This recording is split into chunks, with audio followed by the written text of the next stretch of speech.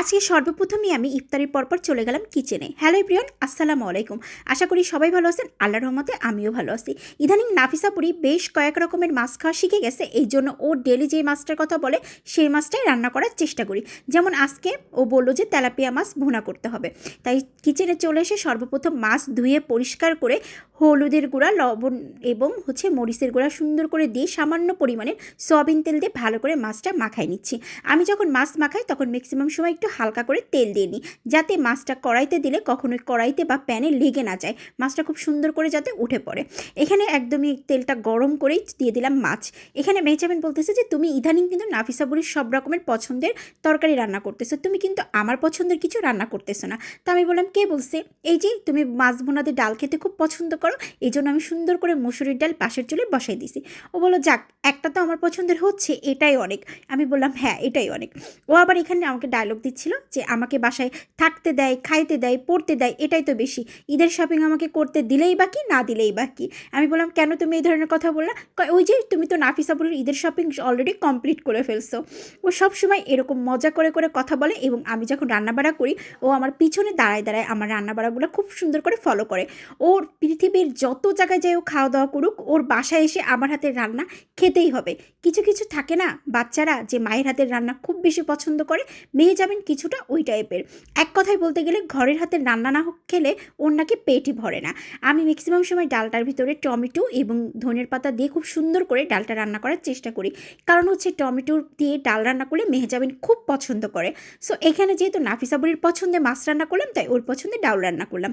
এখন মাছটা ভুনা করব। ও আমাকে বলতেছে যে তুমি মাছ বেশি করে ঝাল দিবা, যাতে নাফিসা খেতে না পারে। ওই যে দুষ্টামি করতেছে। ওকে আমি বললাম যে তুমি দুষ্টামিটা একটু কম করো, আমাকে একটু রান্নাবাড়া করতে দাও। ও পিছন থেকে এসে সবসময় ক্যামেরা ধরবে আর ভক ভক করবে আর হাসির হাসির কথা বলবে। তারপর খুব সুন্দর করে তেলটা গরম করে পেঁয়াজটা খুব ভালো করে হালকা করে বেরেস্তা করে নেওয়ার পরে দিয়ে দিলাম জিরে বাটা, রসুন বাটা, আদা বাটা দিয়ে খুব ভালো করে মশলাটা কষাই নিব। এর মধ্যে আবার দিয়ে দিলাম ঝালের গুঁড়া। যেহেতু এই ঝালের গুঁড়াটা একটু স্পাইসি টাইপের, এই জন্য আমি আমার পরিমাণ মতন দিয়ে দিলাম হলুদের গুঁড়া। তারপরে দিয়ে দেবো এখন লবণ। লবণটা দিয়ে খুব ভালো করে মশলাগুলো কষাই নিব। এখানে মশলা কষাতে কষাতে মেহজাবিন বলতেছে আজকে আমি এই ভিডিওটা করতে করতে মাছ ভুনা কিন্তু অলরেডি রান্না করা শিখে গেলাম। আমি বললাম যাক, খুবই ভালো, তাহলে আমি তোমাকে রেখে যখন 2-3 দিনের জন্য বাইরে কোথাও যাব, তুমি রান্না করে নাফিসা বুড়িকে খাওয়াবা। সো ও বলতেছে না, রান্না করে আমি একা খাবো, নাফিসাকে খাওয়াবো না। ও সব সময় এরকম মজা করবে আমার সাথে। এবং এরকম গল্প করতে করতে কিন্তু অলরেডি আমার মশলাটা কষানো শেষ হয়ে গেছে। টমেটোটা দিয়ে সামান্য পরিমাণের পানি দিলাম, কারণ এই পানিটা দিয়ে আমি ভালো করে কষাই নিব। যখন আমার কষানোটা কমপ্লিট হয়ে যাবে, মশলা থেকে তেল ছেড়ে দিবে, ওই টাইমে কিন্তু আমি আবারও পানি অ্যাড করব। আমার মশলাটা এত সুন্দর করে কষানো হয়েছে এবং খুব সুন্দর একটা ফ্লেভার আসতেছে। এই পর্যায়ে আমি আমার পরিমাণ মতো পানি দিয়ে দিলাম। পানি দেওয়ার পরে খুব ভালো করে নাড়াচাড়া করে একদম যখন উতরায় আসছে, তখন আমি মাছগুলো সব দিয়ে দিচ্ছি। মেহজাবিন বলতেছে আজকে আমি পারফেক্টভাবে মাছ বোনাটা শিখে গেলাম। আমি বললাম যাক, ক্যামেরা ধরার উদ্দেশ্য যদি তুমি মাছ বোনা করাটা শিখে যাও, তাও কিন্তু বেকার না, জিনিসটা শিখে গেলাম।